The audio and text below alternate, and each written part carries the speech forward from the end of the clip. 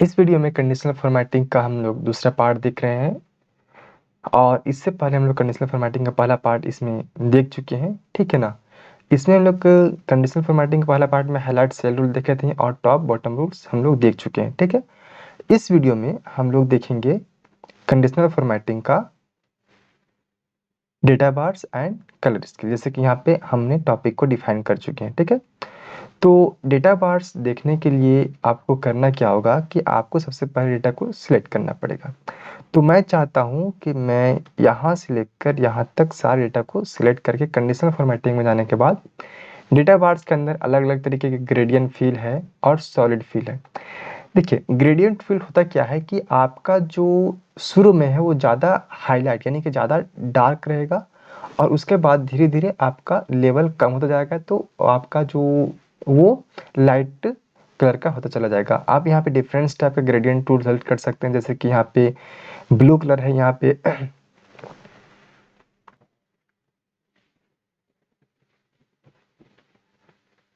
यहाँ पे blue colour है, ग्रीन कलर है, रेड कलर है और अलग अलग तरीके के कलर है। सेम उसी तरीके से यहाँ पे सॉलिड कलर, यहाँ की ग्रेडियंट नहीं मिलेंगे आपको, यहाँ पे डायरेक्ट उसे सॉलिड कलर मिलेंगे। तो मैं यहाँ पे कोई ग्रेडियंट कलर सेलेक्ट कर लेता हूँ, लाइट ब्लू, ठीक है। तो यहाँ पे गौर कीजिएगा कि यहाँ पे पूरे ओवरऑल इस जहाँ तक हमने डेटा को सिलेक्ट किया था उस पूरे ओवरऑल में कितने डेटा किसके ज़्यादा है और किसके कम है, आप एक ओवरव्यू देख करके आप एक नज़र में इसे डिफाइन कर सकते हैं कि किसे ज़्यादा है। जैसे कि ये 100 है जिसका फुल है, ये भी 100 है तो इसका फुल है, ठीक है ना। तो ये आप एक नज़र में डिफाइन कर सकते हैं। उसी तरीके से मैं इसे क्लियर रूल कर देता हूँ। देखिए, क्लियर रूल करने का भी तरीका क्या है कि आप यहाँ पे क्लियर रूल कंडीशनल फॉर्मेटिंग के अंदर ही क्लियर रूल रूल के अंदर यहाँ पे क्लियर रूल फ्रॉम सिलेक्टेड से लगा, आप जो सिलेक्ट किए हो रहेंगे उसे क्लियर करेगा। मैं चाहता हूँ कि ये पूरा इंटायर सीट में जहाँ भी फॉर्मेट किया हुआ है, कंडीशनल फॉर्मेटिंग किया हुआ है, वो सारे का सारा क्लियर हो जाए। तो यहाँ पे सारा क्लियर हो गया है, ठीक है। उसी तरीके से आप चाहते हैं कि आलम का मैथ, इंग्लिश और हिंदी, साइंस और एसएसटी में सबसे ज़्यादा किस पे मार्क्स है, तो वो भी आप यहाँ पे सिलेक्ट करके स्पेशली इसके अनुसार इस आलम के सब्जेक्ट के अनुसार यहाँ पे डिफाइन कर सकते हैं। तो देखिए, यहाँ पे आलम का जो सबसे ज़्यादा मार्क्स है वो एसएसटी में है। उसी तरीके से आप अलग अलग तरीके से यहाँ पे अलग अलग लोगों को डिफाइन कर सकते हैं। जैसे कि यहाँ पे ड्रैग कर दिया तो यहाँ पे सबका अलग अलग तरीके से आ गया, ठीक है। सॉरी, मैंने यहाँ पे ड्रैग किया तो वो टेक्स्ट को ले लिया, फॉर्मेट को नहीं लिया बल्कि टेक्स्ट को लिया, ठीक है। तो मैं इसे हटा देता हूँ, ठीक है ना। उसी तरीके से यहाँ पे एक और ऑप्शन है कलर स्केल, मैं उसे बता देता हूँ कलर स्केल क्या होता है बेसिकली। देखिए, कलर स्केल आपको एक ओवरऑल पूरा लुक देता है कि आपका जो यहाँ पे गौर कीजिएगा, यहाँ पे एक ग्रीन, येलो, रेड, यानी कि जो ज़्यादा हाई होगा, हाई नंबर, हाई डेटा होगा वो ग्रीन में दिखेगा और जो मीडियम कलर का, मीडियम में जो होगा वो येलो दिखेगा और सबसे कम वाला रेड में दिखेगा, ठीक है। तो यहाँ पे देखिएगा जो इस पूरे इंटायर डेटा में जो सबसे ज़्यादा हाई है वो ग्रीन ग्रीन करके नज़र आ रहे होंगे। जैसे कि ये हाई है, ये हाई है, तो ये ग्रीन कलर में मुझे नज़र आ रहा है। यहाँ पे हाई है तो ये ग्रीन कलर में नज़र आ रहे हैं और उससे थोड़ा सा कम है यानी कि मॉडरेट लेवल में है तो वो येलो कलर में नज़र आ रहे हैं। यहाँ पे देख लीजिएगा येलो कलर में, और जो सबसे कम है वो रेडियस में यानी कि लाल रेड कलर में दिखाई दे रहे हैं, ठीक है। इसी तरीके से आप एक पर्टिकुलर स्टूडेंट के लिए भी आप यहाँ पे देख सकते हैं। सपोज यहाँ पे मैं आलम का या तो फिर सुनीता का मैं ले लेता हूँ, ठीक है। तो यहाँ पे कंडीशनल फॉर्मेटिंग में जाने के बाद आप यहाँ पे स्केल कर सकते हैं, ठीक है। अब यहाँ पे अलग अलग करके दिया हुआ है।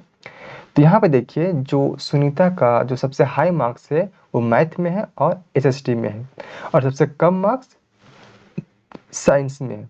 मीडियम लेवल का 69 यानी कि हिंदी में है, ठीक है। इस तरीके से आप यहाँ पे कर सकते हैं अपनी फॉर्मेटिंग।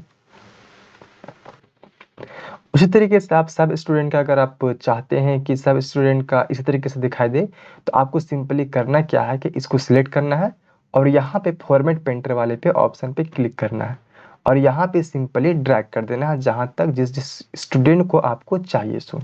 तो यहाँ पे वो एक इंडिविजुअल स्टूडेंट के आधार पे ये आपको बताएगा कि किसका ज़्यादा है और किसका कम है। सो ठीक है, नेक्स्ट देखते हैं आइकॉन सेट्स। तो आइकॉन सेट बेसिकली होता क्या है कि आपका जो डेटा है, डेटा के अनुसार आपका आइकॉन चेंज होगा और वहाँ से आप आइडेंटिफाई कर सकते हैं। जैसे कि मैं यहाँ पे इसको सिलेक्ट कर लेता हूँ और यहाँ पे आइकॉन सेट्स का ऑप्शन दिया। यहाँ पे अलग अलग तरह के आइकॉन्स है, डायरेक्शनल है, शेप्स हैं, इंडिकेटर है और यहाँ पे रेटिंग के जैसा भी बहुत सारे यहाँ पे आइकॉन्स दिए। तो मैं सिलेक्ट कर लेता हूँ डायरेक्शन वाला। ठीक है, तो यहाँ पे देख पा रहे होंगे कि जो सबसे कम है वो नीचे, यानी कि उसका एरो नीचे की तरफ दिखा रहा है और मीडियम लेवल का राइट साइड में, और जो सबसे ज़्यादा है वो उसका अपर लेवल में दिखा रहा है। मैं चाहता हूँ कि इसी का डेटा इसमें देखूँ और इसको मैं सिलेक्ट कर लेता हूँ।